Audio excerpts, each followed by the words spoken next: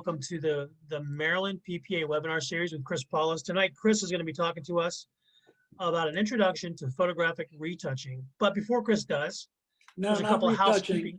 restoration. Restoration, sorry, photo restoration. Let me just comment that the sort of focus on tonight is more a high flyover rather than a dig in deep and let alone apply. So it's more about becoming aware of possibilities and just an overall sense of what's involved in photographic restoration.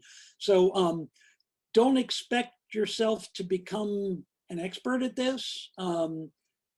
Probably don't even expect that an outcome of tonight is that you can go do one, except perhaps doing some fundamental stuff. It's more of, I'd love you to think about it and see just whether this might be something for you, and as well as to get a sense of what's involved. So a little background, how did I get into doing this? It was in a sense by accident. While I was pursuing the Master Artist degree, I was looking for projects to sort of stretch myself in Photoshop, to get better at and to learn some approaches there that would help my photography, actually. About that time, I was getting occasional jobs and requests, but they were pretty simple things, and most of what I get are fairly simple things. But it sort of got me thinking, and it connected to a hobby that I've had for almost 30 years of researching my own family's genealogy. In fact, I was spending a lot of time on that today, back and forth working on this presentation, and I was scanning a lot of photos over the weekend from my dad's cousin's family, and just, you know, these two things really tie together for me, and it has become more to me than just restoration. It's become, I'll say a bit more on that. So I got hooked on the challenge at some point doing it, and as with everything that I've done for the last 7 years, I'm always thinking competition, and competition in order to know what I need to do to improve at what I'm doing, how I can deliver a better product to clients. So still learning, still loving it. That's what I love about photography in general, and I'm sure I share that with all of you. So let me sort of connect this to what all of us can identify with, and it's been a thrust of PPA for a number of years, but the importance of prints. For those of us who are portrait photographers, we feel strongly about how important it is to get printed products made, whether they're going on the wall, going in an album, going in a book. We recognize how important that is, and I have heard so many stories from people who have brought me photos to be retouched, or not retouched but restored, that it matters to them. They're damaged photographs, no matter what caused the damage, whether it was time or a flood or mishandling, storage in inappropriate materials that caused the photos to degrade, all kinds of things. But they come with almost a wrinkled brow, a furrowed brow with their photos, hoping that I can give them a hand. And I love it when their faces light up when I show them their damaged, cherished print that I've brought back to life. This one happens to be, many of you probably know this, Danny's mother is in this photograph. This is it was a long folded photograph that of Danny's 9th grade class in junior high school. Danny's mother's 9th grade class in junior high. Hey, Danny, can you describe where your mom is? Yep, I can. So if you look at the photograph, right dead center, go 1, 2, 3 rows back. She's right in the center. Right behind, there's a black jacket and a tan jacket. Yep, she's right. The other one to your right there. Yep, that's her. That's Danny's mom. Okay, cool. So yeah. So this stuff matters. You know, this is about the people whose photographs come to me. And every one of them, you get to meet some great people. Even if it's only on the porch when they're handing them off and we're talking about them in the last year. But beyond that, you get to hear some great stories. For example, this photograph was brought to me last spring by a woman who was getting ready to travel to Italy to see her mother, and her mother is in this photograph. And the restoration, the look on her face and how valuable this was to her to know she could put it in her suitcase and take it with her to give to her mother. I mean, that's very satisfying. And hearing those stories, by the way, really motivates me to push through and do the real hard work in some cases required to finish it up and to do it as best I can. So you get to connect to and contribute to those stories. So, you know, I feel like when I'm done a particular project, I'm a little bit a part of the photograph now, because part of me, a lot of me has gone into that, and that means a lot to me. So I just would encourage you to think of the beautiful portrait that you sell today of someone may one day be so valued that its owner has it restored. I mean, wouldn't that be cool to know that 30, 40, 100 years from now, a portrait that you made and printed, somebody's descendant is going to pull out and want to have touched up, improved, repaired, restored. That's how important your work is. So what's the target? Let's talk a little bit, because it's interesting. Until a couple of years ago, PPA had restoration and artist lumped together as a category. And I think one of the reasons that they ended up splitting it out was that they're so different from each other in a lot of ways, that I think I can't speak for them because I didn't hear the reasoning behind it, but it seems to me that it's really hard for a restoration to get the same kind of appreciation as something that is an amazing work of art, because the purposes are so different. The techniques are different, but similar, but the purposes are very different. And the wow factor is also significantly different. So let's think a little here about what is the target. So restoration, as the word suggests, this is what the dictionary says when you look it up, is to bring back to or put back into a former or original state. And that makes sense. But the implications of that mean that you're really trying to, I mean, in the word restore, you're not reinterpreting, you're not going off on a tangent. You want to remain as true to the original as possible. And you hear that when you hear restorations being talked about by panels of jurors. They're talking about, well, did this person really bring that face back in the right shape? Is that nose, does it look like the nose in the original, or is that one eye bigger than the other one and it shouldn't be? I mean, I've heard all of those things about mine that helped me realize, okay, I didn't get that quite right. I need to go back to the drawing board. So restoration is a very different thing. You'll never hear that said of other art pieces. That's just not a consideration.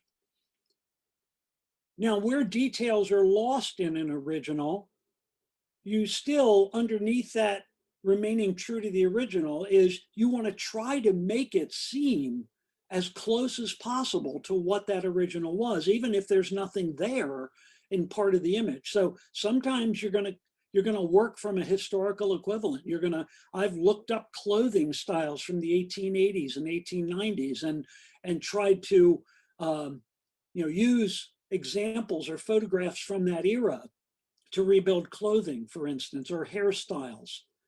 It's really interesting. If you have any history interest, this is a kind of thing that might scratch one of your itches. So I thought today, I've been thinking about this distinction between art and restoration, since we now have these dual categories under the artist division of, we have the artist and we have the restoration categories.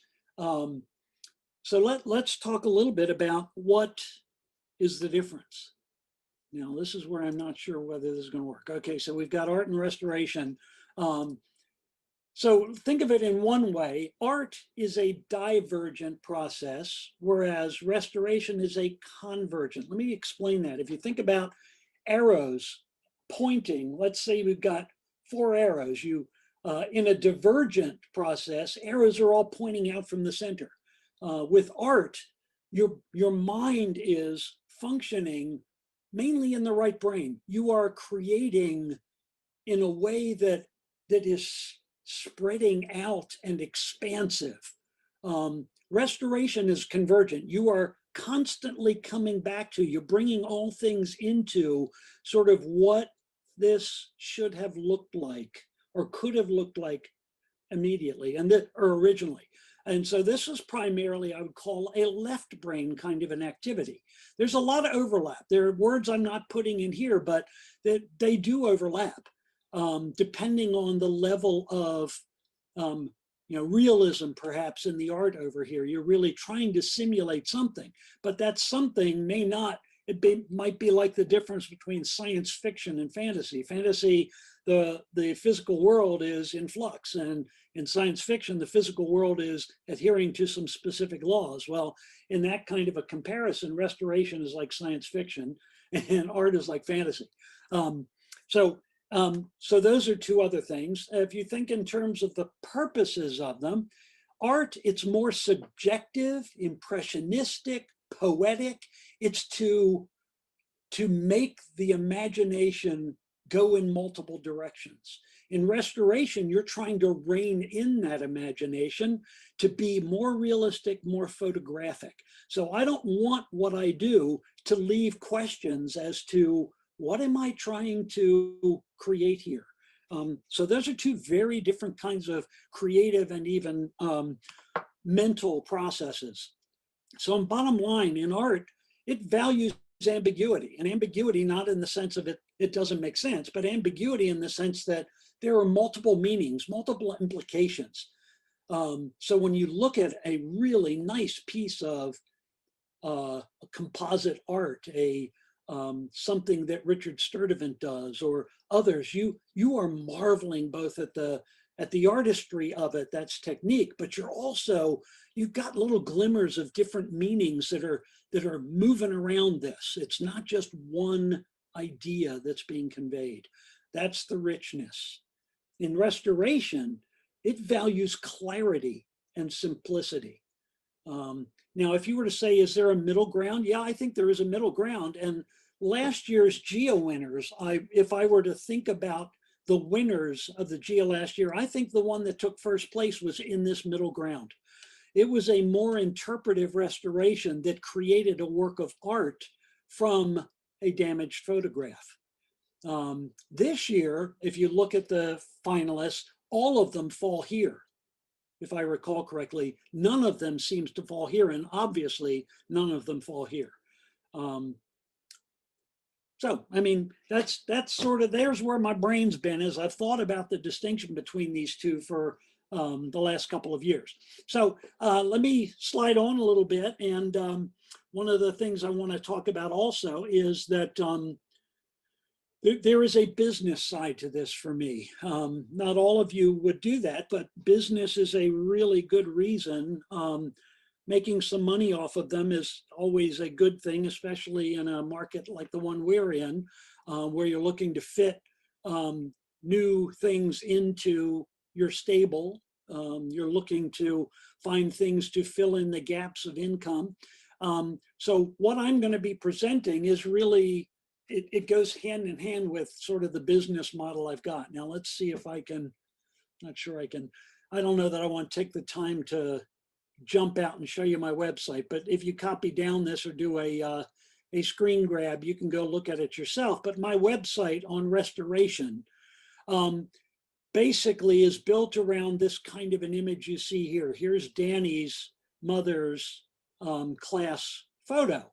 And the way this is built, you can see the center here. This is a slider. If you slide it to the right, you see the original. If you slide it to the left, you're watching it reveal what the restoration looked like. So I want people, same way we do in competition, to be seeing, comparing the original with the outcome, because that brings people to my doorstep. I get a lot of jobs now because people are finding this, between finding my website or hearing from somebody who has had one done. Those seem to be the best way I'm getting jobs these days. And Chris, then just quick go question, ahead. just a real Sure. quick question. A Uh-huh. couple of people have asked, how do you get those sliders on your website? That's not something I did. Over the last couple of years, I have 5 websites, one for each of my specialties. I'll show you a little more about that at the very end, but I have paid a web designer to create each of my 5 websites. I had 2 before I started working with him, and I had him build out the other 3. And then I went back and had him rebuild my main site and my product photography site.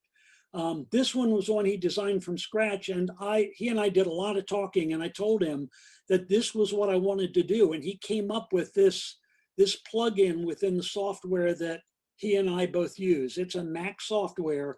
It's not what most people would use or have even heard of.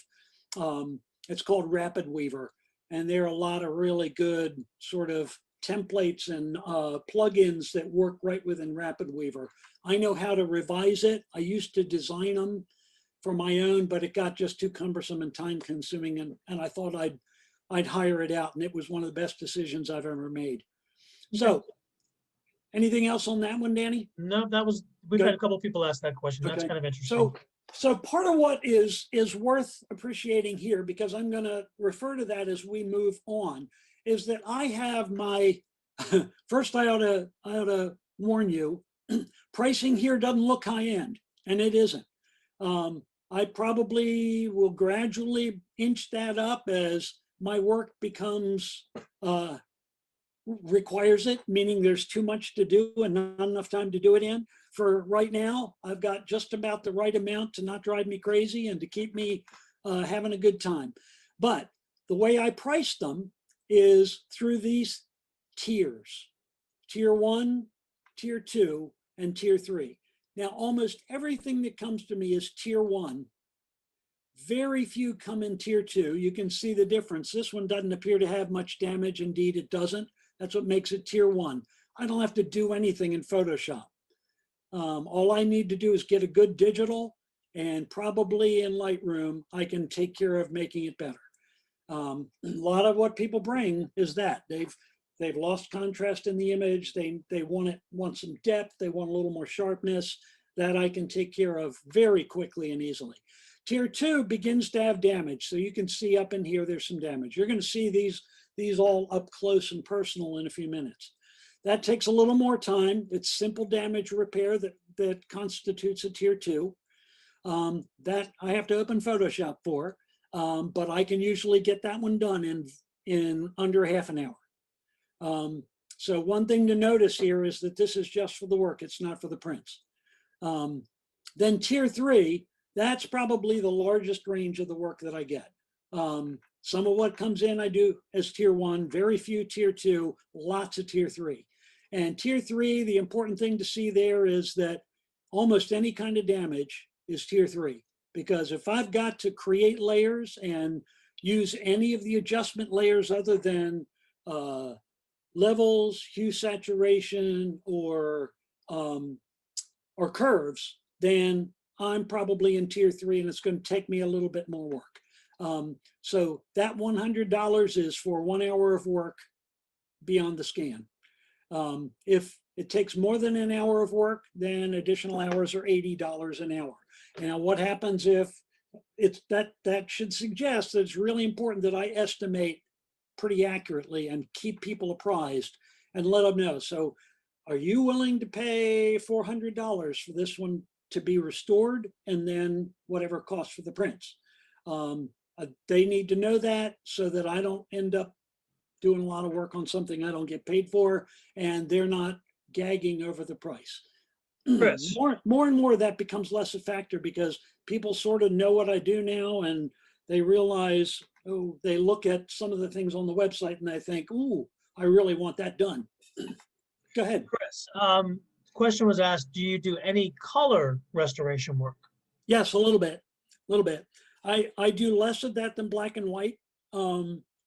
Colorization or recoloring, I find to be pretty difficult, but it's fun too. It's a very different kind of thing. I think the question may have been, do you actually retouch colored Yes. photograph? Not Oh, yeah. necessarily colorization, but Mm-hmm. Well, sometimes if you're redoing color photographs, you might have to strip them all the way down to black and white and then bring the color back in, which then means colorizing the black and white.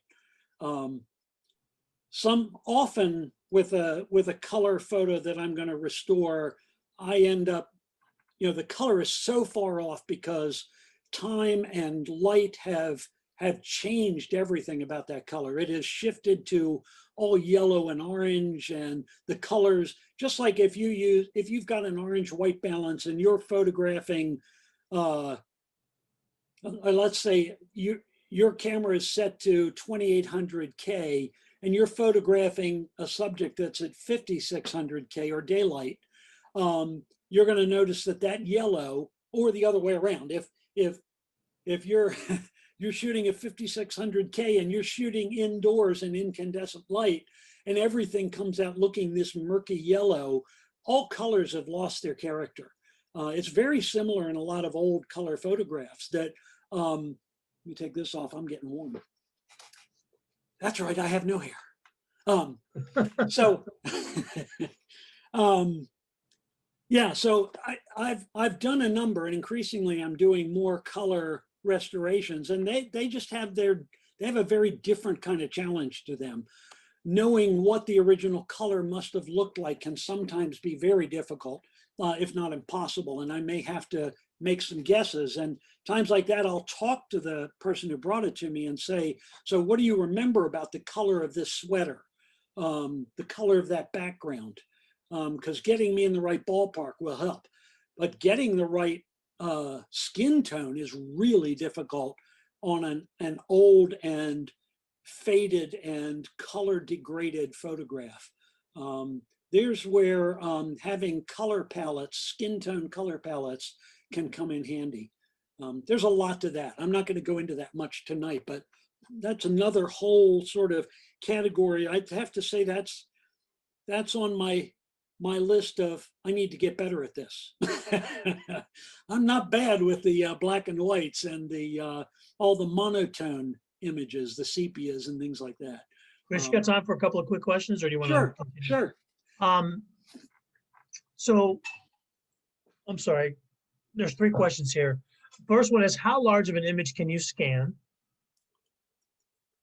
Okay, so yeah, I use a pretty basic Epson 1600 scanner. Scanning is one thing. I'm going to get to that in a minute. I'll quickly answer though. Sometimes what I'll do is I'll scan it and move it across the screen. So that one of Danny's mothers, for instance, that one I scanned in sections, overlapping sections, and then merged them after the fact. I've done that a couple of times. That works pretty well sometimes. If you use the Photoshop tools for blending or for merging multiple layers and have it make the merge for you, it will find and sort of sort that out and make it look right. Other ones, if that's not going to work really well, I will photograph the original. In which case it doesn't matter how large it is. There are times when I photograph rather than scan. I'll address that in a little while too. Okay. Do you work from old glass plates? I have done a couple. And in that case, it's probably, it's been a while since I did one. There are a couple of things there to consider when you do it. Will a scan pick up extra reflection off of that glass? Will I need to photograph it with polarization on the lights and the lens to make sure that nothing reflects off that glass? Will that is that image on the back of the glass, does it have some transparency to it that would allow me to shine light through the back and photograph it that way as well? That's one approach I've found with some photographs, and you'll see an example of that in a little while. So what I do, if I've got any doubt, is I examine it from a lot of different perspectives to see how light's going to work, both on it and through it. Yeah. Terrific. The last question, Chris, was about what do you find difficult? What do you find difficult about colorization? You may have answered that question. Yeah, getting realistic skin tones.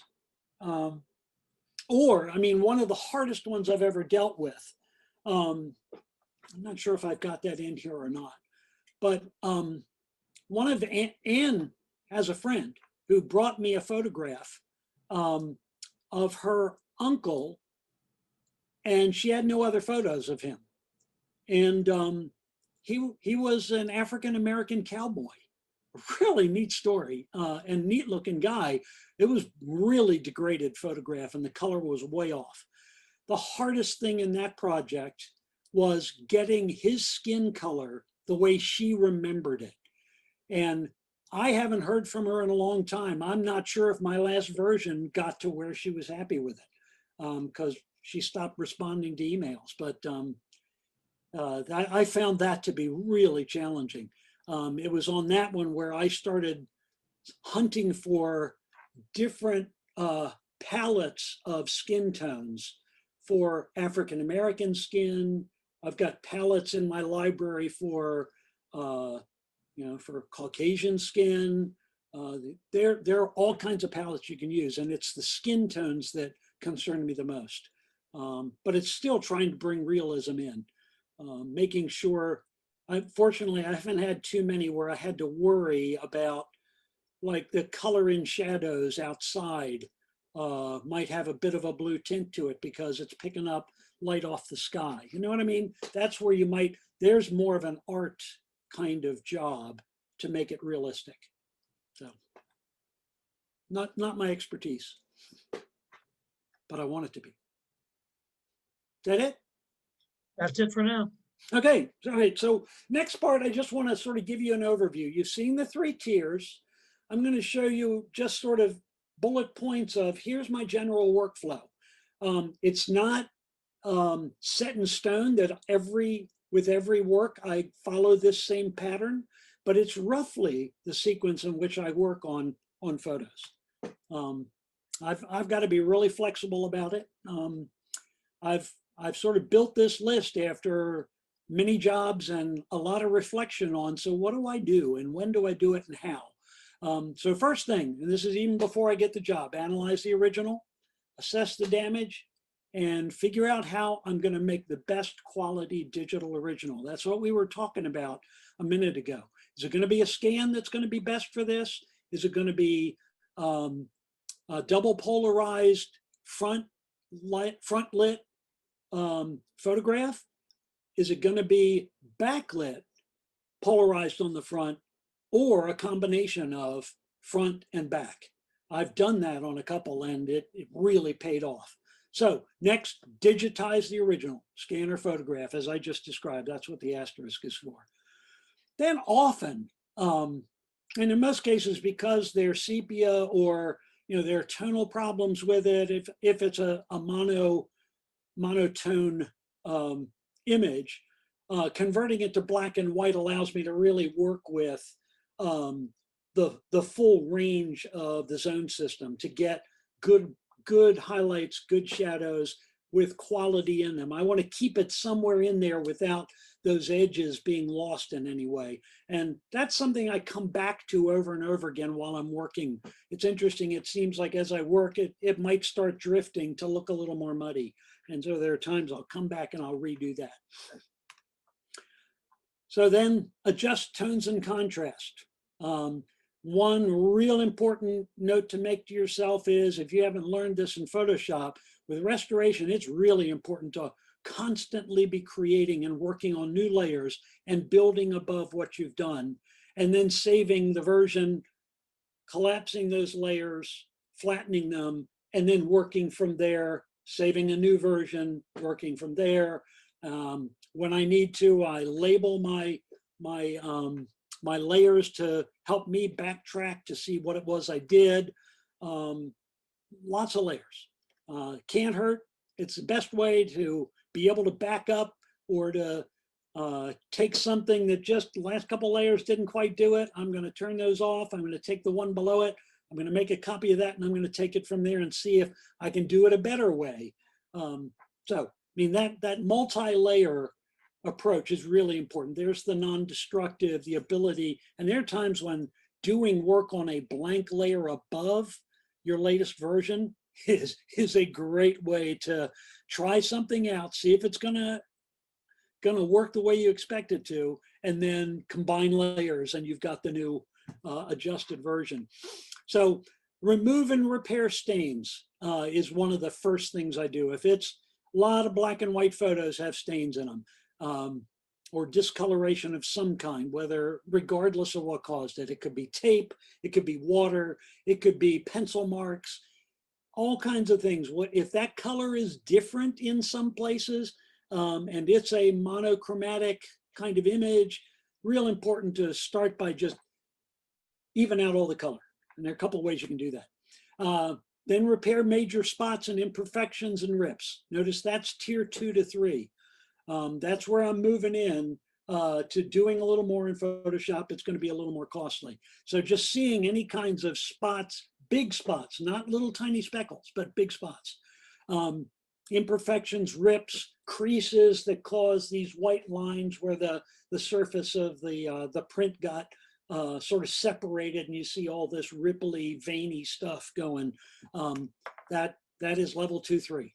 If it's going through a face, it's probably level 3. If it's going on a background where it's all sort of, it doesn't really matter what that looks like, that might be tier 2, because I can go real fast with a healing brush and it's corrected, or with a clone stamp tool. Next thing after that typically is eliminate scratches, dust, and specks. That's the tiny stuff. That's the stuff I don't want to do with a healing brush. When I started all of this, I used the healing brush for almost everything, and it would take me 10 times as long as what it takes me now. This one I'm going to show you, there is no way I'm going to be able to demonstrate and have you grasp it enough to go do it, unless you're already familiar with this. You're going to see it, appreciate it, and then maybe someday we can do a workshop. I've got an all-day workshop I'm doing for Sacramento Valley in a couple of months, and we're going to dig into this one and let people try to develop some comfort and expertise with it. Then the next thing, once I've eliminated and removed problems, then I'm ready to rebuild. That's the restore part. Restore missing details, especially with emphasis on the subject. If it's a portrait, which it always is for me, no, I'm working on something that's not a portrait right now, so I shouldn't say that. Using clone stamp, mixer brushes, history brushes, all kinds of things to rebuild. There's where the hard work comes in, especially when you're talking about a face, because if somebody knows what that person looked like, you want to move very carefully. You don't want that person to get their restoration back and say, well, that doesn't look like them. It's like, sorry. That's tier 3 plus, that's up there. I'm getting better at doing that faster, by the way. Learning some techniques that'll help me do it a little faster, do it a little more effectively. That's one of those areas where I'm finding, in a lot of ways, less is more. Trying not to do quite so much. Reconstructing faces is the biggie. Mixer brushes I use for that a lot, and we'll talk about that a little bit so you can see some of what that looks like. And then I move to rebuild the background. So it may seem sort of backward. I don't do the background and then come do the face. I do the face, do the subject, and then work on the background, because I can separate that subject from the background and work around and behind the subject so that I don't have sort of haloing around the subject, because I was trying to tippy toe around that subject. And that becomes obvious real fast. And judges will look at that and go, nope, not good. If needed, colorize the finished image. There's where bringing the color back in is a good idea. I'm always referring to the original. I have that original sitting here in front of me when I'm working so that I don't drift too far. The original is also always the bottom layer on the current version I'm working on. So all I have to do if I want to look at it is hold the Option key and click on that layer. The box next to others shows me the bottom. Click it again, it reveals everything that was revealed before. So I can toggle back and forth looking at the original and where I am with the version I'm working on. That's sort of indispensable. So then finally, making finishing touches to integrate all the elements. Sometimes, a lot of times, I'm using noise of different kind. Once I'm done this next to the last bullet here, it may often look way too flat, way too smooth, way too similar all the way across the image, where it should look like there's detail in the clothing, there's texture. The skin has some texture. If you think about what we hate when people retouch faces, we hate that plastic look. So that's part of what I've got to get rid of. I've got to, once I've made everything basically look the way I feel it should look, then I need to build back in texture. And that can be the texture of skin, the texture of different, different textures in clothing. You'll see some examples of that. And then sort of one of the last things I will do is check to see whether if I use a high pass sharpen filter, if I can then sort of pull it all together with just a little touch of sharpness that will work over the entire image. So high pass sharpen on an overlay layer. And then I adjust the opacity of that to make it what I want it to look like. So I've done a lot of talking. Let me let you take a quick look. Now this doesn't follow necessarily my, I hope you haven't been recording all those bullet notes. You can, if you can, that's fine. But remember I said, I'm flexible about it. I break it more often than I do it, but that's a good general pattern. So what I'm gonna let you do is watch a video, sort of a time lapse. Not the best in the world. I think at one point it goes backward instead of forward, but you get the idea. And you can see sort of where I started with this image as you look at it. It's pretty faint, pretty flat. It's got very little. If you were to look at a histogram of this, you would see that it is peaking sort of in one area, and instead of the histogram being spread out, it's more like a mountain above the center line. For lack of a better way of describing it. Okay, so let me let you watch. You can see all kinds of damage that you hadn't seen in that original one.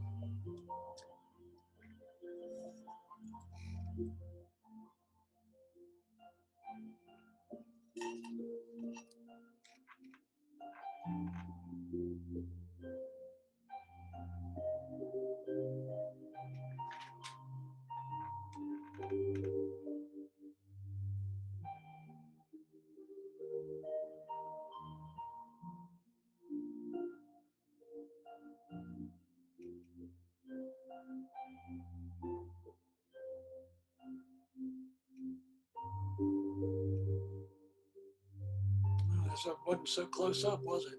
You can see there's a little more detail in there though. Here's the building. Look at the vest on this one. And in the pants. And adding even more clothing texture. Then adding in the sepia tone. I love the old feel of sepia.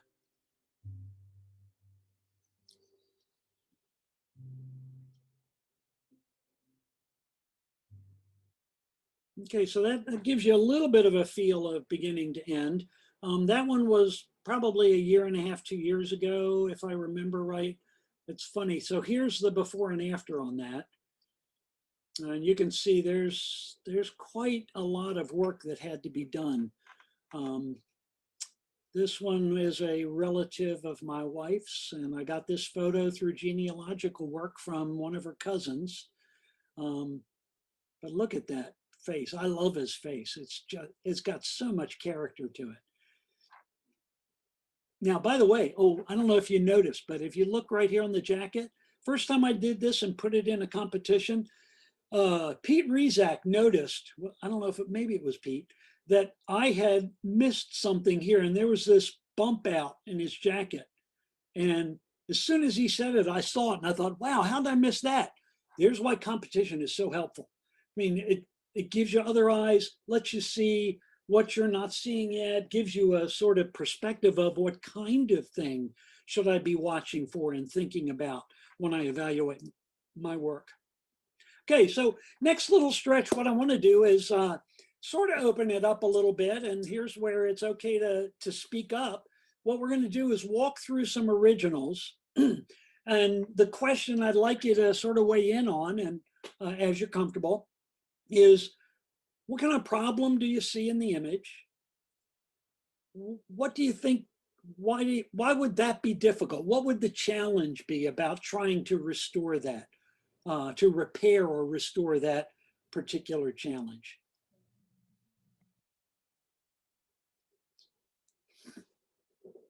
Okay, so here's our first one. What kind of challenges do you see here? And what, if you were thinking you had to make this look like the original must have, what would be on your mind? Skin tones. What's that? Skin tones on the forehead. Okay, yeah. It's pretty bright up there, isn't it? I mean, it looks like they're, at least this one does have a little bit of contrast in it, but man, is this a washed out looking face. Okay, anything else? You're going to have to rebuild the sweater. Okay, yeah. Well, you remember this one from competition, don't you? That's Christina, isn't it? Yes. I recognize that voice. Yes, it is. Yes. So yeah, I've got a little reflection after the fact on this one. This one's been all the way through IPC, so it's a done deal when it comes to putting it in competitions. So yeah, texture in that sweater. I would say also, Chris, a little bit of separation from the shoulder in the background. Yeah, good. And the spottings. Yeah, especially right here. Look, it's like we've lost this back shoulder up near the neck. Good stuff. What else? I mean, feel free to speak the obvious. What else is obvious here?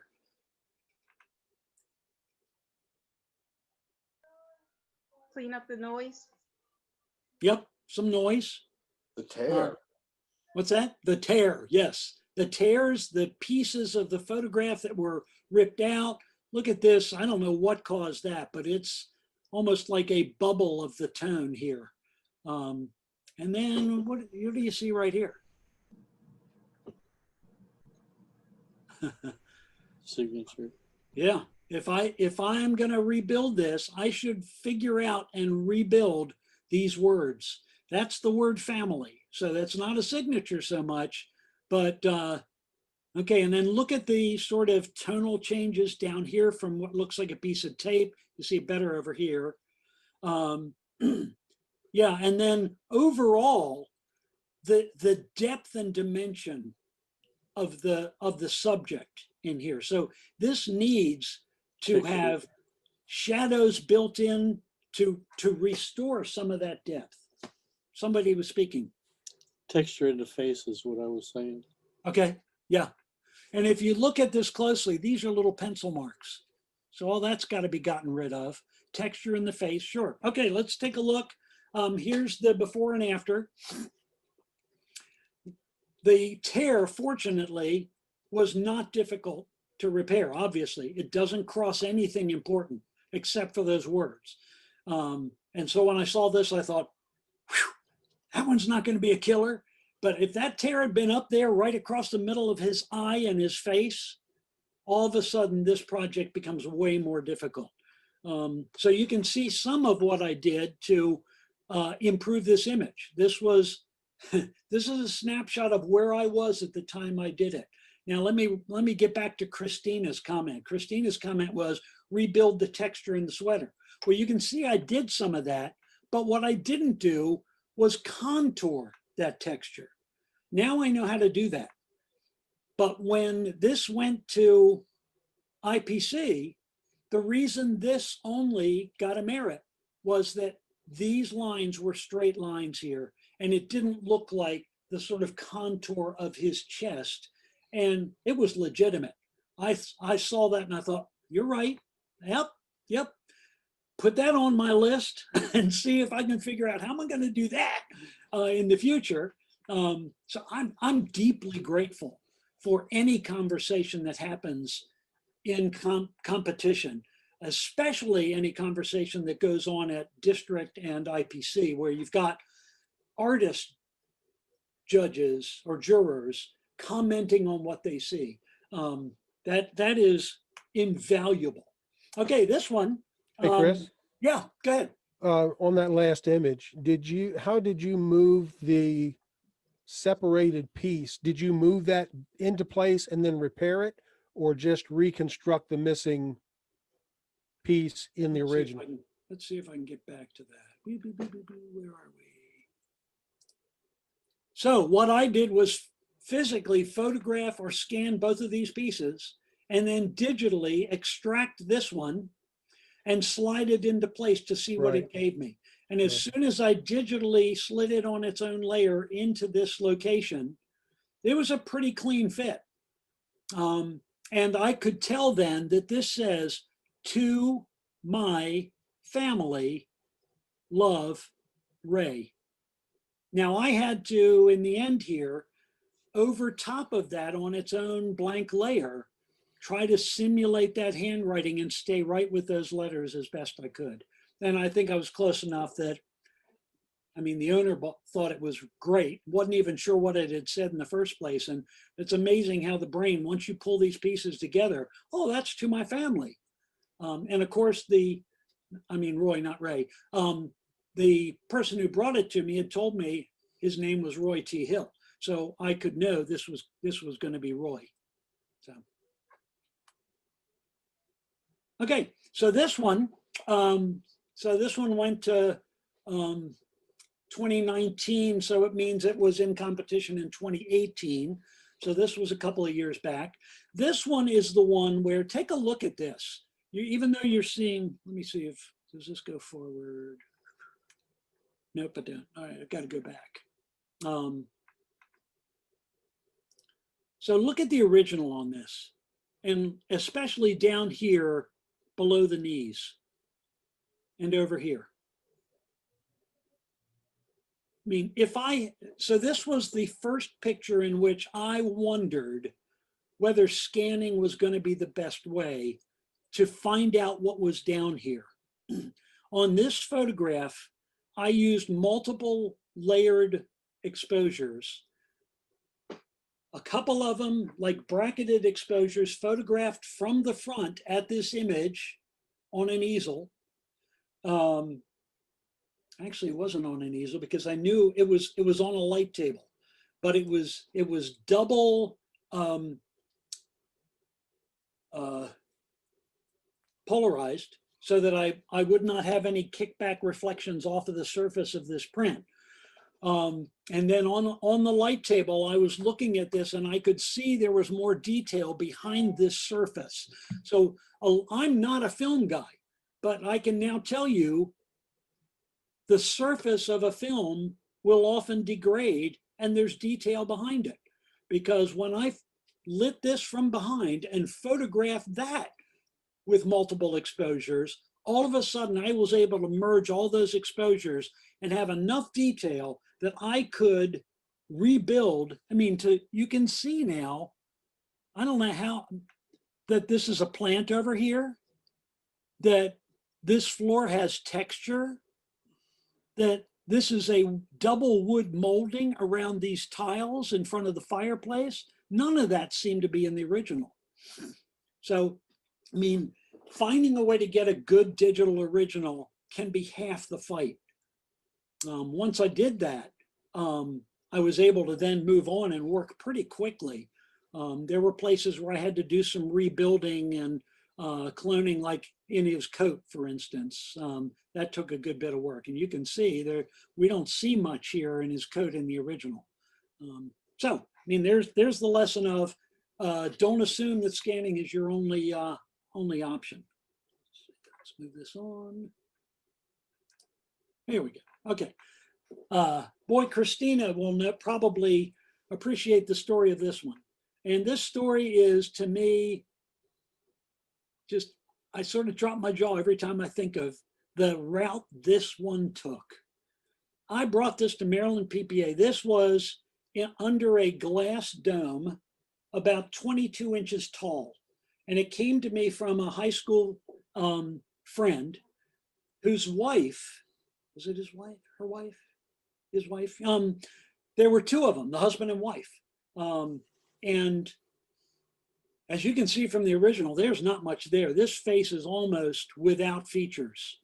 And then this, who knows what that was supposed to be. We decided we were going to convert this to black and white and keep it a black and white image.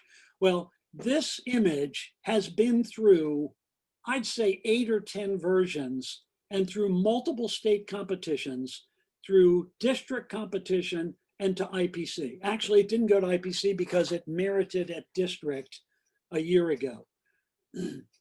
But it did not merit maybe the first 4 times I submitted it to a competition. But every time I heard the jury talk about things in ways, even though it felt like at first the juries were all over the map and conflicting with each other on the things that the reasons they were giving to not merit it. I was able to basically say, okay, so what do I think? Since there's disagreement among these multiple juries, let me just keep on working it up and improving it. And I just kept pushing, kept working, reworking, put it back in, put in a new one. Last year, I put this into district competition. It merited. And I thought, oh, I'm so happy with that. I'm done with it. That's one reason I'm really happy with it, because there was a lot of work, a lot of time, and I'd had enough of it. And that was it. I went to Nashville last year, and I'm in the audience at the Grand Imaging Awards. And lo and behold, I had not known, but this one popped up on the screen as a GEA finalist. It only merited. It didn't go lone. Now, I don't know if there was a goof up, but that was kind of a surprise to see this one sitting on the large screen in the Grand Imaging Awards as one of the finalists. That was one of those, oh, wow, that's kind of cool, even if it isn't. Okay, so this one, this is one that I am most proud of. What do you see here that you think would make this a backbreaker to restore?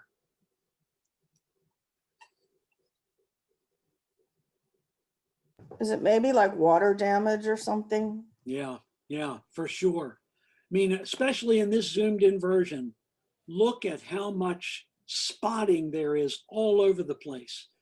It obliterates any sort of detail, though there are suggestions of what things are and where their edges might be.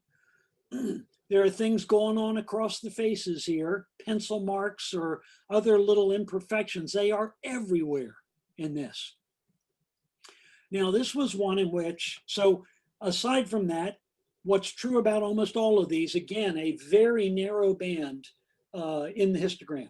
The contrast isn't there. So there's a need to increase the contrast, but not just by using a curves adjustment layer. That's not going to do it. In a lot of ways, a curves adjustment isn't going to take what has very little tonality to a face and make it all of a sudden look deep and round. There's a lot of painting back in shadow and increasing highlights that goes on in a tier 3 restoration. Especially if you don't want people to realize looking at it that that's what you did. But that's a lot of what I've learned to do that I really value in bringing back depth. And then look at all of this down here. I want that to end up looking as if it were right out of the photo studio. Everything about it. This one took many, many hours. This one was given to me by a friend in Pennsylvania. Let me show you. Here's the before and after. Wow, So you Chris, can. how did you get from point A to point B?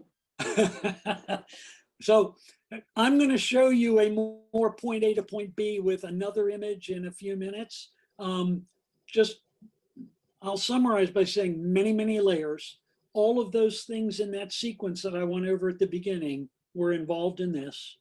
The rebuilding spots, the painting, evening out where all of those tonalities change through one tool or another. Again, I'll show you a little bit of what those involve, but enough for you to just sort of see, okay, here's some of what is involved in doing this. But always keeping in mind, this one on the right, this is what I want the end product to look like. I want it to look rich. I want it to look deep. I want it to look authentic. Remember all that little Venn diagram I showed you at the beginning? That's what you're shooting for in a restoration. I don't want this to be interpretive, meaning this could be anybody now.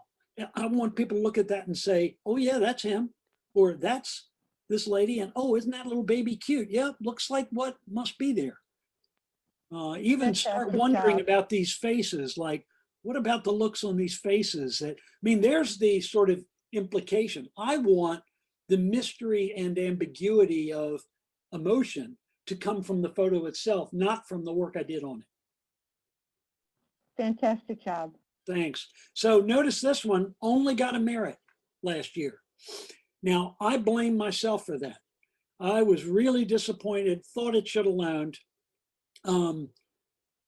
It did go into the showcase book, but I learned this year that I need to do more to help the jury look at this quickly and determine how much work did this take. The same kind of thing that I did in the slide before this. I should have, if I'd known better a year or so ago, probably 2 years ago, because that's when this started, I should have given them a blow up of a little segment of this so they could really see what's going on in this area. How much damage, water damage is in this image, if that's water damage, so that they could say, oh yeah, that had to have been a lot of work, because that's where you start to get scores above an 84 in restoration. If it took a lot of work and the work was well done, judges are more than willing to go above 84. Sometimes, like this one, I think somewhere along the line got a 92 in a state competition. But it's probably one that I am most proud of that I've ever done, partly because of the level of my competency at the time in which I did it. Hey, Chris, Now, yes.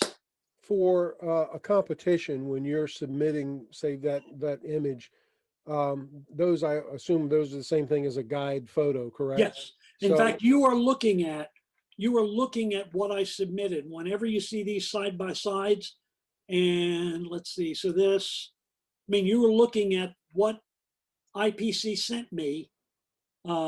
This is my IPC image sitting here with the gold corner on it and all that.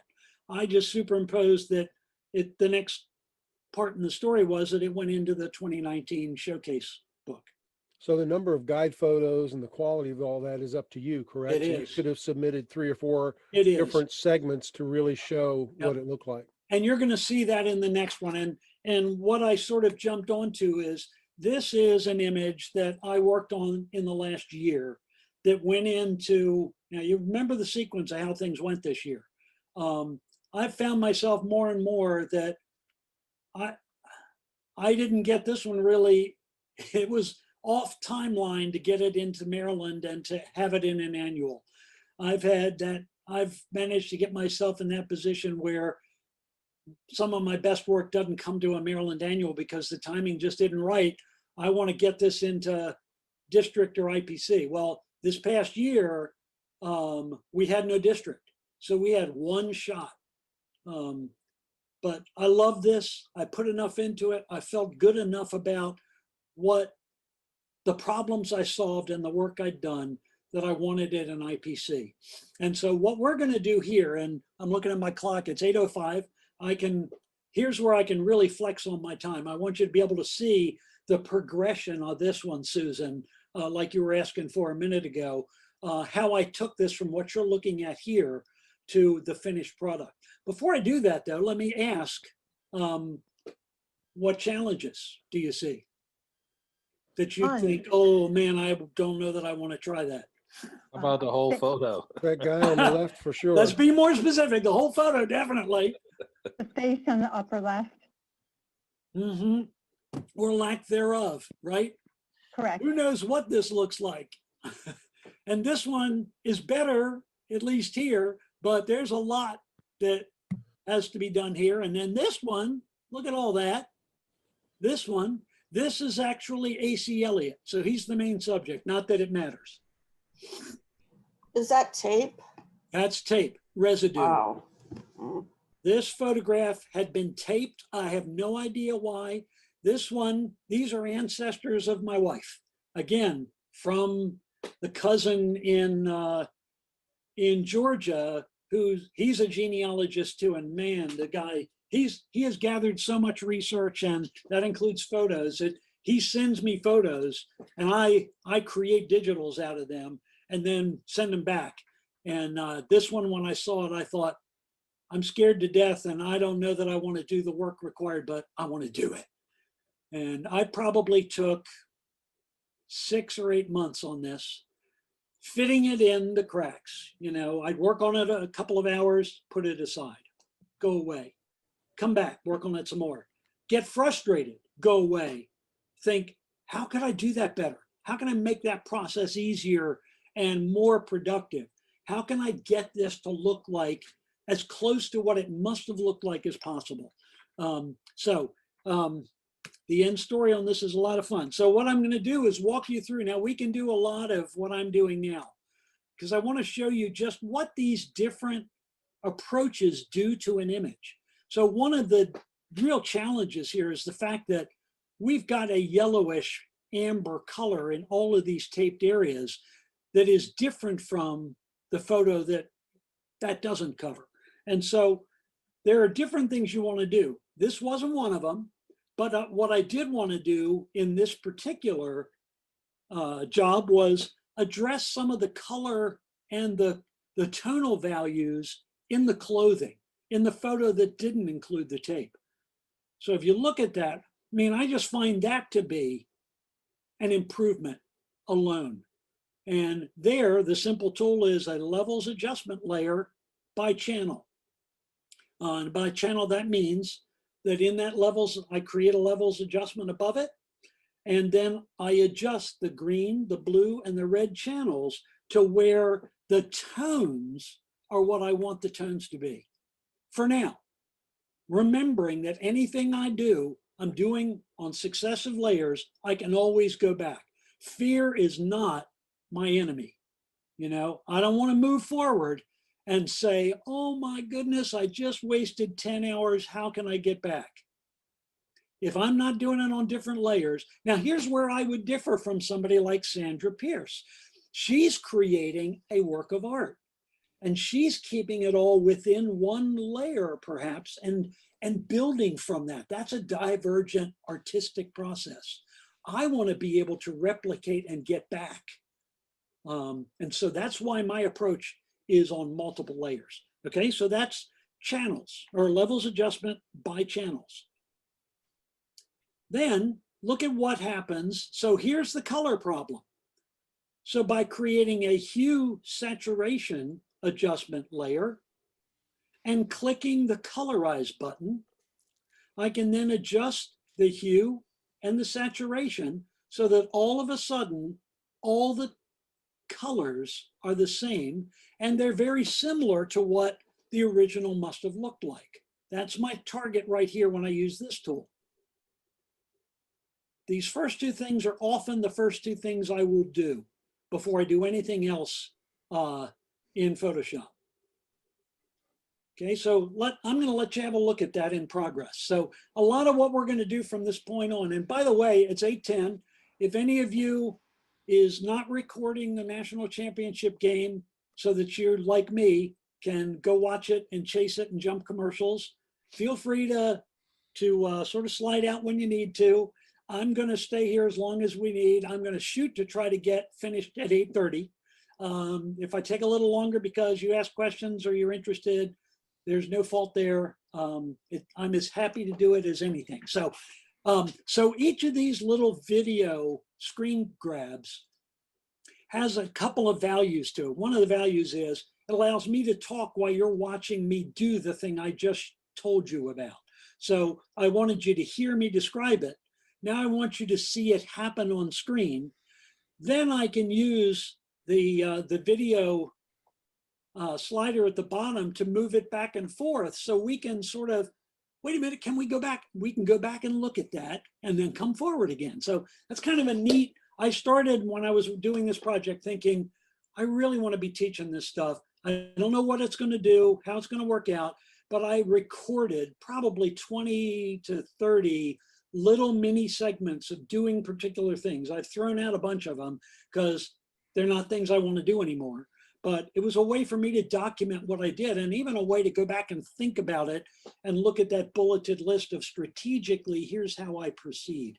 Okay, so let's take a look at this one. Let me describe what we've got on screen here. So you can see there's the levels adjustment. Let me start it because it's easier if it's going. So there, follow my little pointer. So this is the hue saturation. I put that on top. I had already done the levels. And then I come over here and you see I click the colorize button. I adjust hue, and that gives me which kind of sepia I might want. Okay, once I get that, so I'm at a value of about 41. Then I adjust the saturation. So do I want it heavy? Do I want it light? And again, remember, it's not a big deal. I can come back to this if I want, or I can drag this layer to the top, which I will do a lot of, and use it again.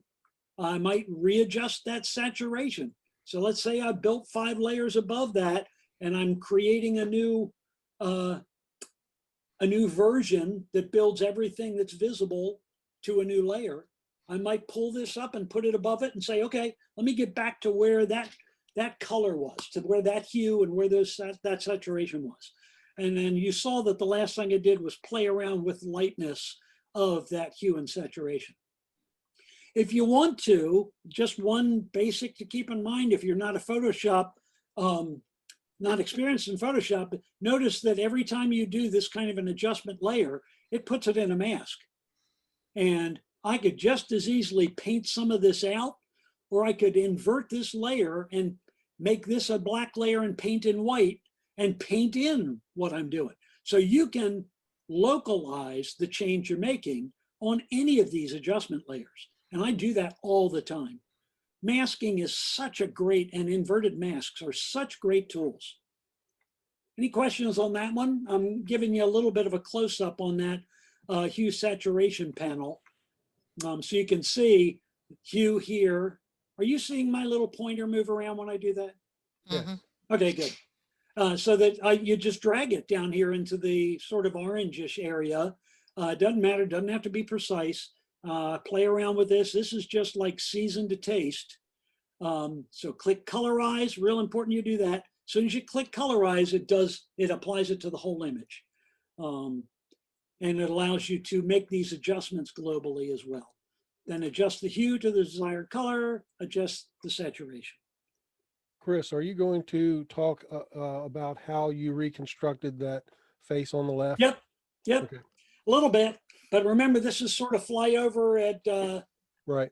at high altitude, seeing the landscape, So and let me- not getting down close with the drone or a microscope to see the little nitty gritties. That the more I'm planning a full day workshop, the more I'm thinking it's a 3-day workshop. So but, I'm wondering if you find yourself doing any forensic investigation, going back to see, okay, who was that guy? Can I find another picture of that guy? oh yeah, So it you're going to tells me see what one. that guy looks like. You're Okay, going to great. see one. Yeah. Great question, Michael. That was Mike, right? Michael Wine? Yes, correct. Good. Okay. Yeah. For this guy, that's exactly what I did. And it was an interesting sort of discovery along the path of that. So curves adjustment layer, look at the difference between these two. So curves adjustment, if I go back, I don't need to go back. I used the curves adjustment layer on top of that hue saturation just to fine tune the highlights, midtones, and shadows to sort of get them where I felt like, okay, I'm happy where they are. Let's go. The next thing I do, I've got those 3 layers. I've got the levels adjustment, I've got the hue saturation, I've got curves adjustment layer. I group those 3, and they sort of stay near the bottom. And I will tend to hold on to those when I create a new version, because I can easily just take that group, slide it back to the top, and all of a sudden, I've got these changes. All I need to do is go into those individual layers, tweak them again, and I've quickly given myself a brand new adjustment to all 3 of those.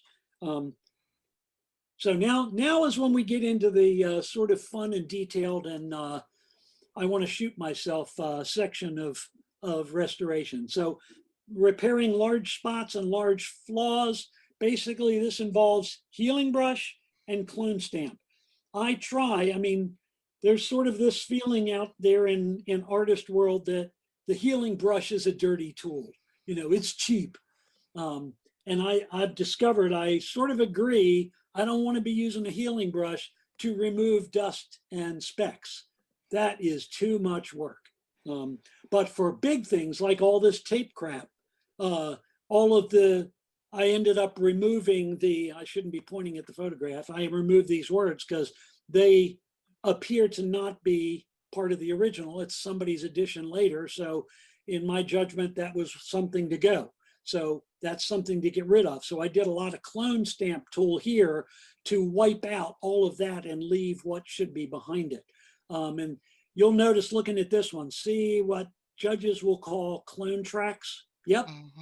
Yep. Not a bad thing at this stage of a restoration, because I know I'm going to get rid of them later, and I know how to do it, and I know how to do it fast. So let's take a little look at what some of this, so let's go back and forth, take a look at the changes between these two.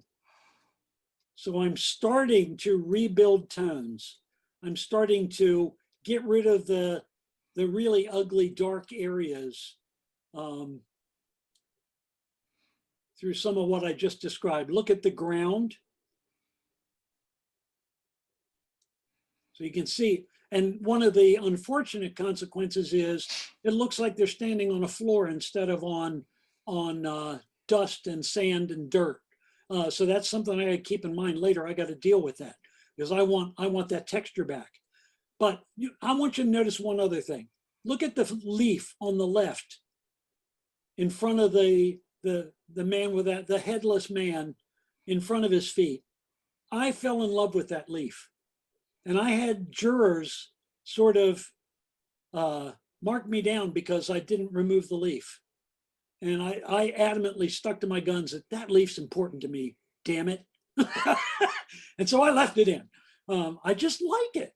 It's real world. It's part of the original. Here are these guys. 5 of the 7 are ancestors or relatives of ancestors of my wife, and including the old guy sitting in the chair. And that leaf is part of the story in my mind. You know, we are telling a bit of a story here. It's about the day this guy, December 16th, 1900, when her great-great-grandfather was ordained. So there you can see I'm starting to rebuild some of that. Now, here is one in which one of the techniques, I want you to have a look at this. So there are my 3 layers that I told you about, and I've put them in a group, whoops, and I labeled it I'm exposure and color adjustments. And that layer is going to stay in that group. So now let's take a look, and I'll sort of talk as we go. So watch what I'm going to do here. Some of these I think I end up going backward. Yes, this one I forgot to do something and I go backward on it. Let me fast forward and find where I did it right. Oh no, I didn't. That's interesting. All right, well, that's all right. The concept is the same. So what I want you to look at, so look at this fast. Look at what I'm doing.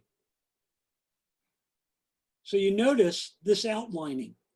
So let me show you what was involved in that. So the outlining is done. I'm on this layer, even with these above it. And I'm in the history brush and I'm in multiply mode. Now, what happens with multiply? I've heard people say, well, multiply and darken are the same thing. No, they're not. In fact, you're going to see the difference here and why I use them both strategically. Multiply makes darker anything you take the brush over.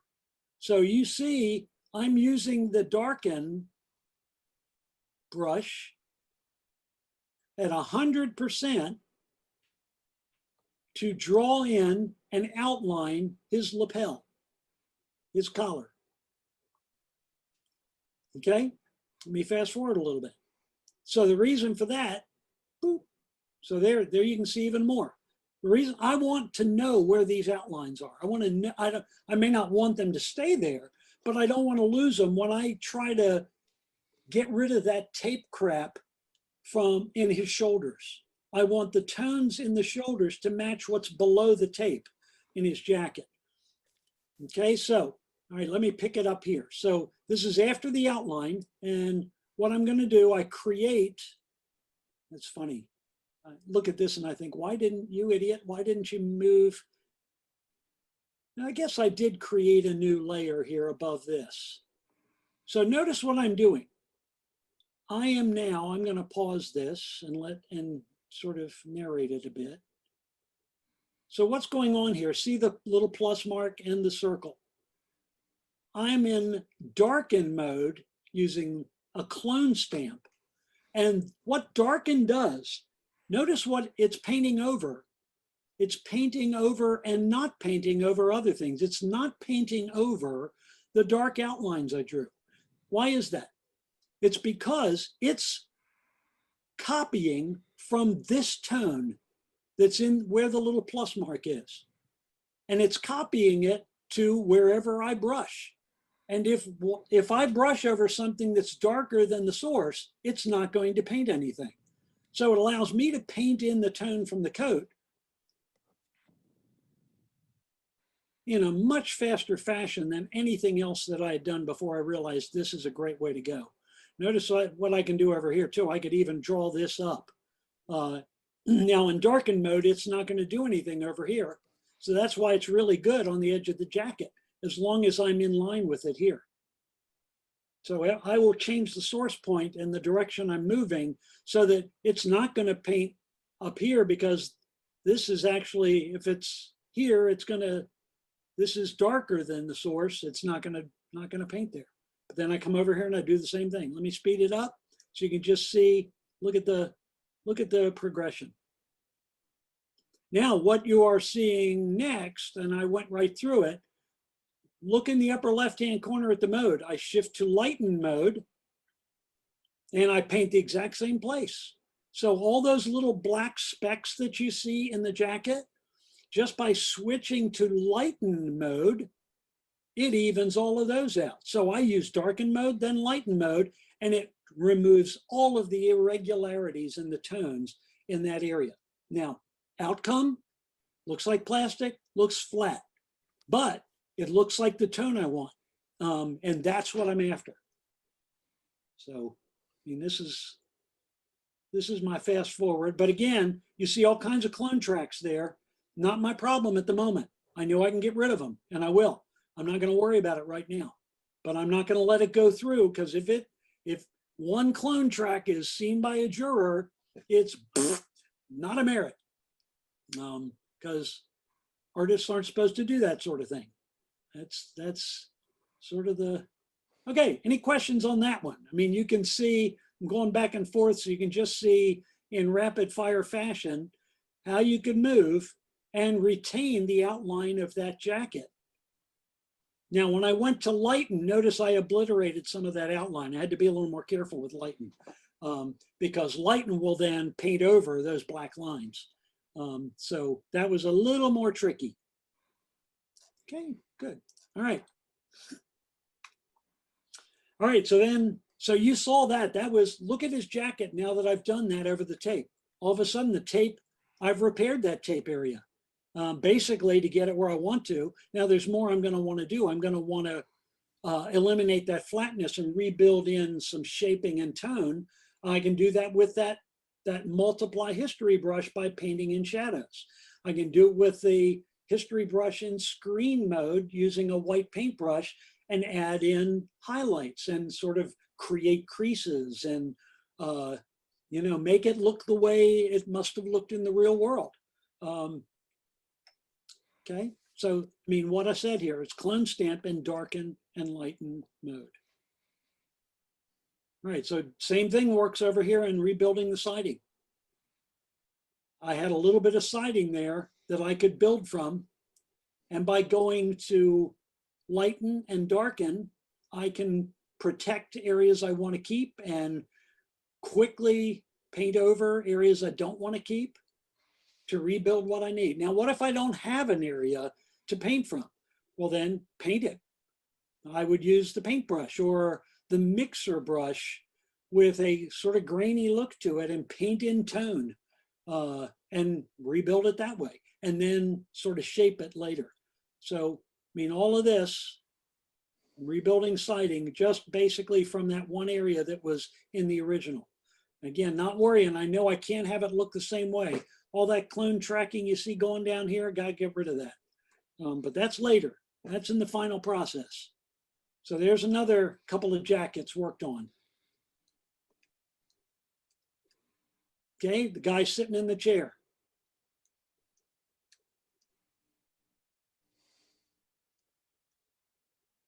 Okay, curves adjustment layer. Notice at this point I thought things are starting to become the ends are coming in and the histogram is starting to look more like Mount Everest and less like a sort of continuous rich tones. And so every once in a while I'll pull that 3-layer thing up or group to the top, or I'll put a new curves layer on it and adjust the contrast again to say, okay, now that siding looks a little brighter. I like that. And I'll go on from there. Now here's some more rebuilding. This one is a tool that I sort of created thinking, okay, that was a whole lot of work going back there and painting from here. These are all very similar changes. I mean, the difference in tone all the way across the board here compared to here is very similar. So what could I do so that I wouldn't have to paint on every garment to bring this tone to be more like this? And so I thought, all right, let me try a not curves adjustment, that's the next one. An exposure layer that I mask. And that really worked great. What I did was I created the exposure layer on top. Let's see if I got a video. So you can watch this one too. So I add an exposure adjustment layer on the top of here. And what I'm basically trying to do is adjust the exposure over here in the properties so that it looks darker, about even with the tonality of the pants here. And then I paint it in on the mask. So you can see that's an inverted mask. What I did early was I went back and forth, turned it off and on to see, okay, this looks really similar what I'm going to get. And now I'm painting in that effect so that I'm basically bringing all those areas with a quick brush stroke up to be more like what they were, what the surrounding areas are. So I'm gonna, this might be a little disconcerting, but look at it the way it works on this guy. I mean, that's a huge difference. And that seemed to me, I looked at his coat the way it is now in the tape area, and I'm thinking, that's much more like what the other jackets look like, and that might be what I want to settle on.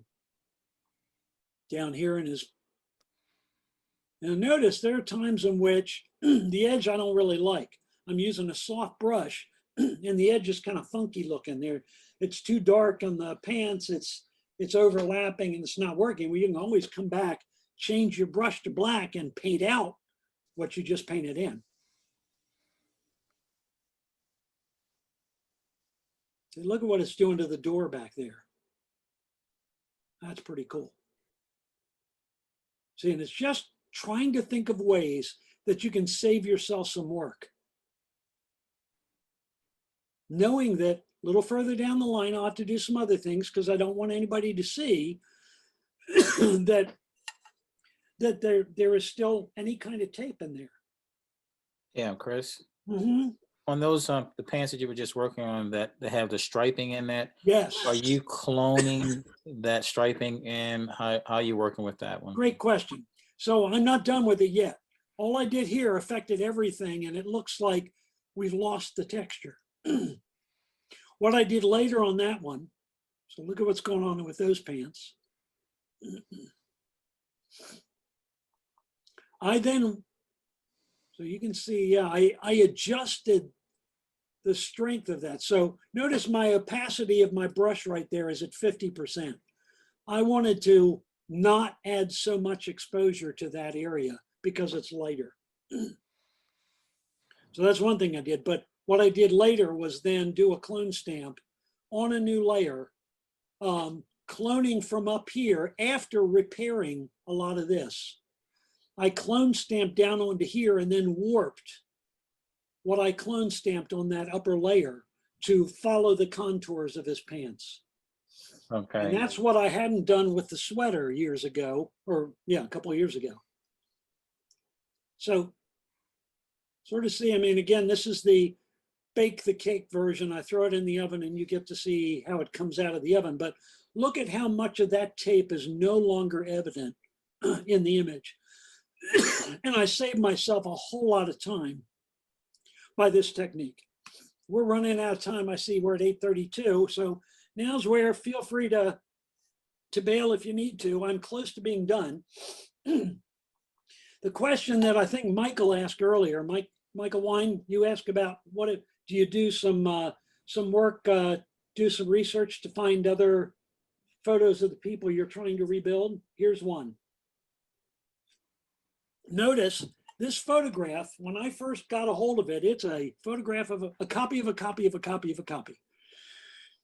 Now, as it turns out, as I started working with it, I realized it's not a copy of the photograph I'm working on. It's a photograph that was taken at a different moment. Faces changed, the angles changed. I couldn't work off of this to make the face exactly the same way. I tried doing it here. This face looks very different from the A.C. Elliott in my original. And I had to bail on that and dump it. What I ended up doing then was using this and getting detail, suggestive detail from these that I could use to rebuild the face. So I'll show you a little bit of my effort. So one of the things I do is called mirrored cloning. That really came in handy for this guy to some extent. It worked well on this guy because he has a pretty symmetrical, bilateral symmetrical face. Bilateral symmetry is left to right symmetry. Our face roughly mirrors on one side, so down that one axis point. But none of us has exactly perfect symmetry left and right. My left eye is smaller than my right eye for multiple reasons. So part of what I want to do, I will create, let me show you. This is another one of those little videos, so you get to see a little bit of what I chose to do. Did I do it right? Yep, there's a new layer.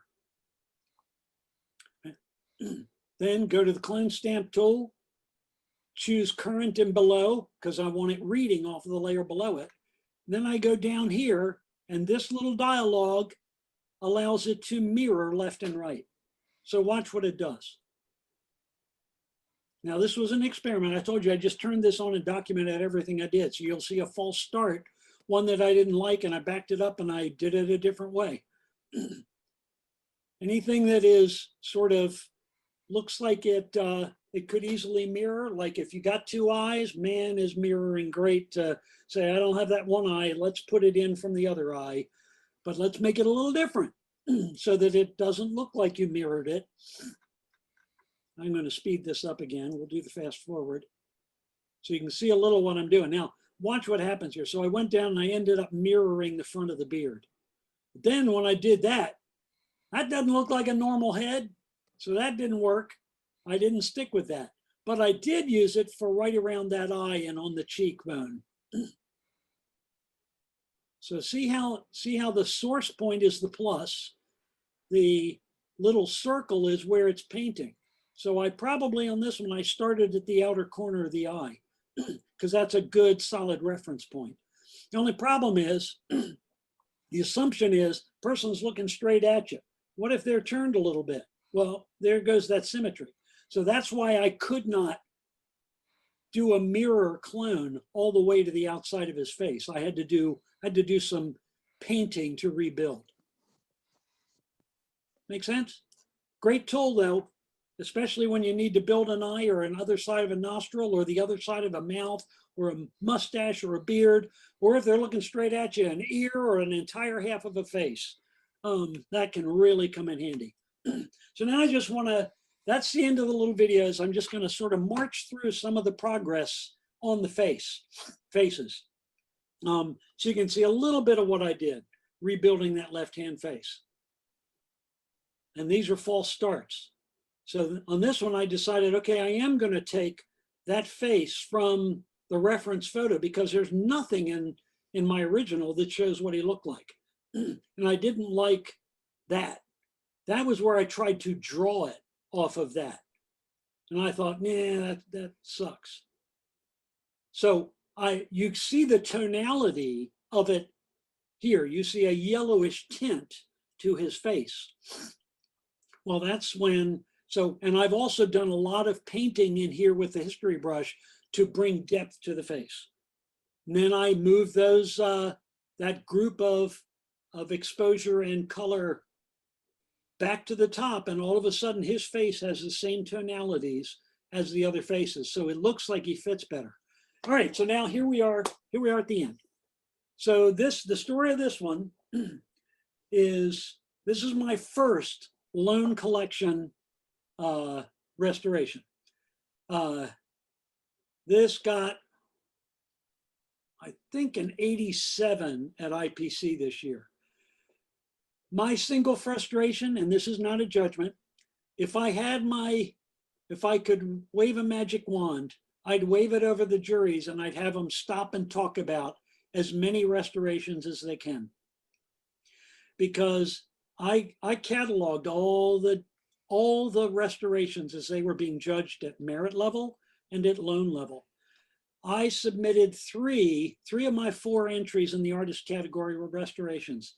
Not a single one of them got talked about. Now that's a good thing in the sense that nobody talked any of them down. They all agreed. All 3 of them went merit without a conversation. When they came back around, 2 of them did not go loan. This one went loan at 8-2. That told me a lot. They didn't have to talk about it. Nobody disagreed. They thought loan.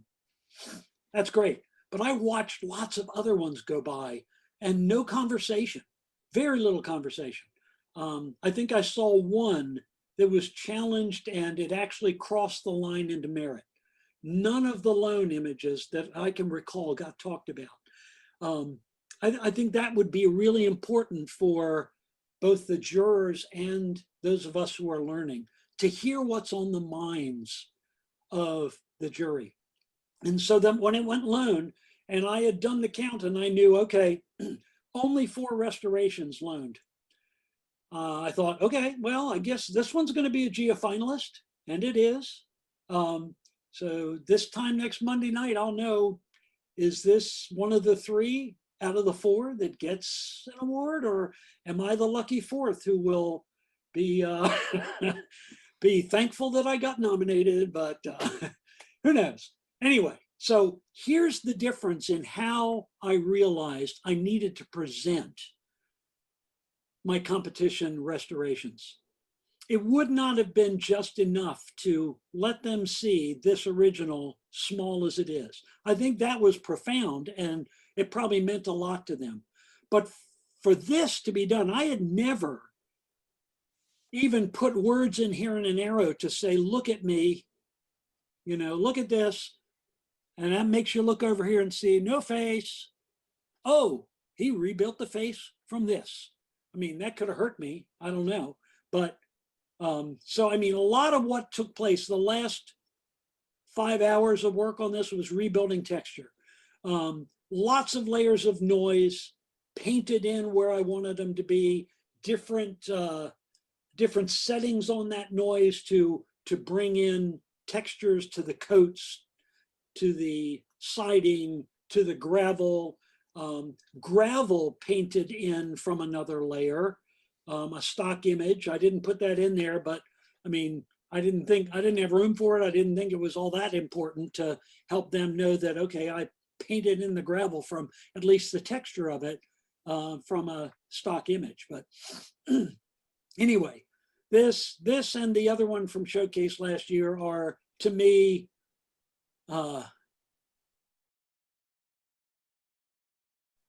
just when I look at it, I think I put lots and lots of hours into that, more than anybody probably knew. I think the judges appreciated some of the work. I think they realized it was harder. It wouldn't have been an 8-2 vote. I'd love to have known why the 2 thought it shouldn't have gone lone. But hey, that's the way it goes. It's very rare to get unanimous on anything, and especially rare in restoration to get a lone, and let alone a merit. They are really tough. Okay, so let me finish it out. We're at 8:42. We shall certainly be done by 9, but whoever's left, that's cool too. Just a couple of little stories, a couple of closing notes about this if you are thinking you might want to give it a try. Last year, I mean, here we are, we're in COVID.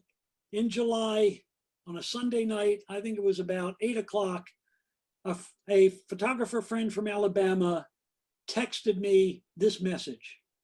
I'll let you read it.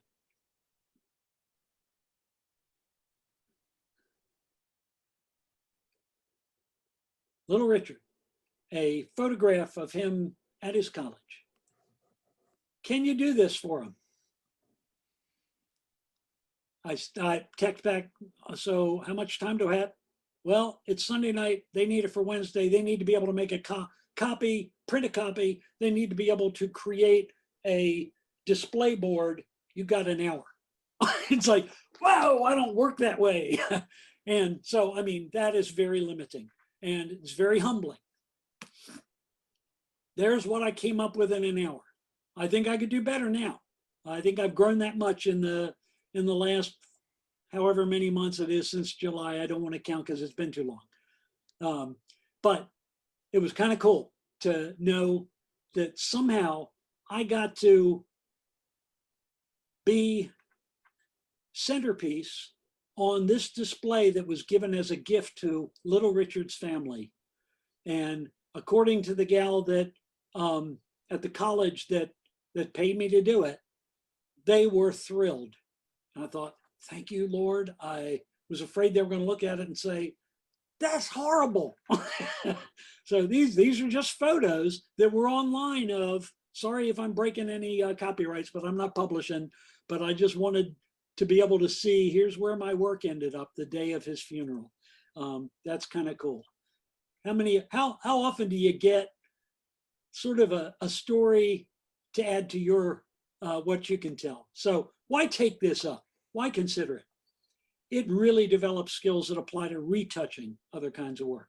It applies to your thinking about everything you photograph. It has really improved my product photography. It provides additional income, not a lot, but some.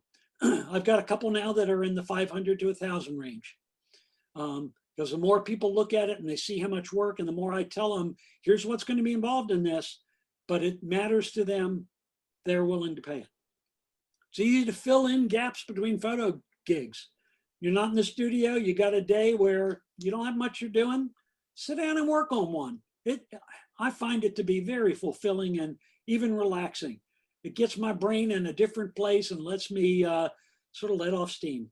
It bolsters your overall market presence. This was the unexpected. I have 5 websites. They all connect off of my main website. So there's one main website and 4 satellites.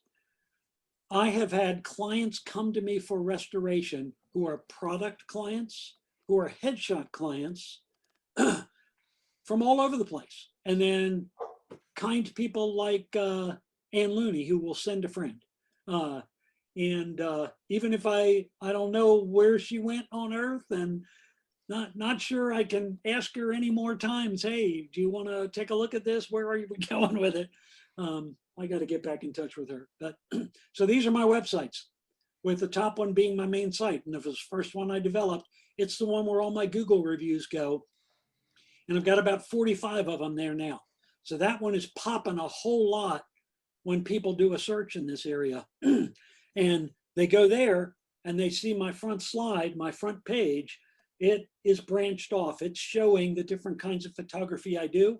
You click on that, it takes you to the appropriate website where you now have the focus. And here's what they look like. So my point here is, I've heard for years about have a different website for each of your specialties. And I believe it.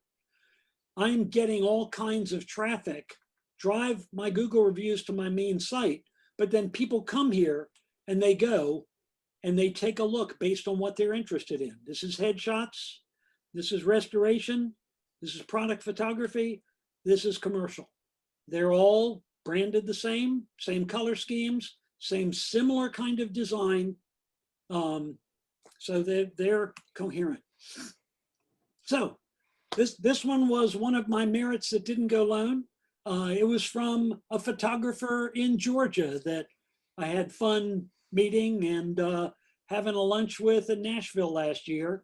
I approached him because I saw him put this up on a relative of his, and I said, hey, Mike, do you mind if I give this a shot? And I said, I'll just keep it to a state competition. If you're going to be restoring this one and running the competition, I will not step on your toes. And he said, sure, go ahead. And then when I showed him what I'd done, he said, I don't really want to do this one. Go ahead.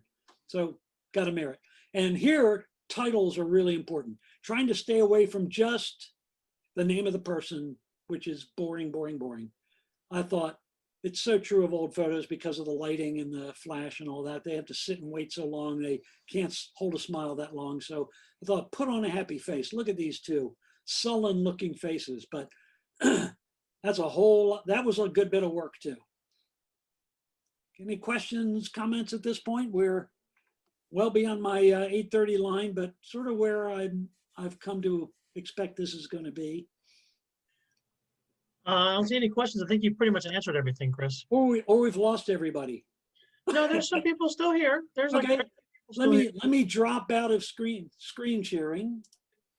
guys, thank you so much for staying with Chris tonight for this great 2-hour presentation. Good night, Santa Chris. We appreciate it. Thank you guys for showing up, and I appreciate you all for coming. And we'll see each other soon. Love you guys. Thanks, Chris. Great stuff. Take care. Thanks, Marilyn. Night. Thanks, Chris. Good Everybody. night. John boy. Night.